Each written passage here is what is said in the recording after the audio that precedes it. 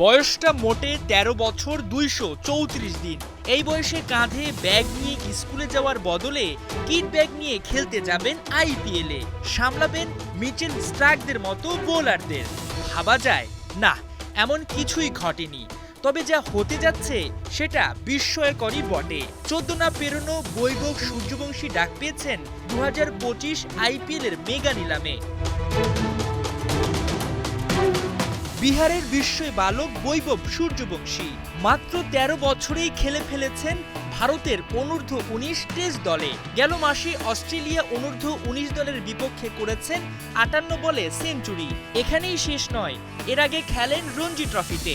বিহারের হয়ে মাত্র ১২ বছর ২৮৪ দিন বয়সে প্রথম শ্রেণীর ক্রিকেটে অভিষিক্ত হয়ে আলোচনায় উঠে আসেন বৈভব। যদিও তার ফার্স্ট ক্লাস ক্রিকেটের সূচনাটা খুব একটা মধুর নয়। এখন পর্যন্ত ৫ ম্যাচে তার অ্যাকাউন্টে জমা হয়েছে ১০০ রান, যেখানে সর্বোচ্চ রানের ইনিংস ৪১।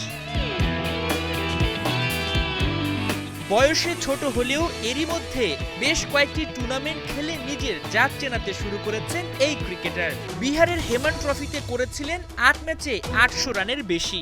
ভারতীয় সংবাদ মাধ্যম দাবি করছে ১ বছরে বৈভব বিভিন্ন টুর্নামেন্টে মোট ৪৯টি সেঞ্চুরি করেছেন। সে যাই হোক, আইপিএলের মেগা নিলামে ডাক পাওয়া তো মামার বাড়ির আবদার নয়। ১৫৮৪ জন ক্রিকেটার থেকে যাচাই বাছাই শেষে মাত্র ৫৭৪ জন জায়গা পেয়েছে চূড়ান্ত তালিকায়, যাদের একজন ১৩ বছর বয়সী বৈভব। তাই বোঝাই যায়, ট্যালেন্ট না থাকলে তো আর এই লিস্টে তার জায়গা হতো না। তবে বৈভব যে নিলামে দল পেয়ে যাবেন, ব্যাপারটা কিন্তু এত সহজ নয়। কারণ আইপিএলে দলগুলো অনেক পরিকল্পনা করে টিম সাজায়। তবে ভবিষ্যতের কথা মাথায় রেখে কম মূল্যে বৈভবকে কিনে রাখতেও পারে যে কোনো ফ্র্যাঞ্চাইজি। টিমের সাথে রেখে প্রস্তুত করে ভবিষ্যতে খেলানো হবে, এমন চিন্তাও থাকতে পারে। শেষ পর্যন্ত বৈভব দল পাবেন কিনা সেটা জানা যাবে ২৪ ও ২৫ নভেম্বরে। মাহমুদুল হাসান সজীব, ৭১।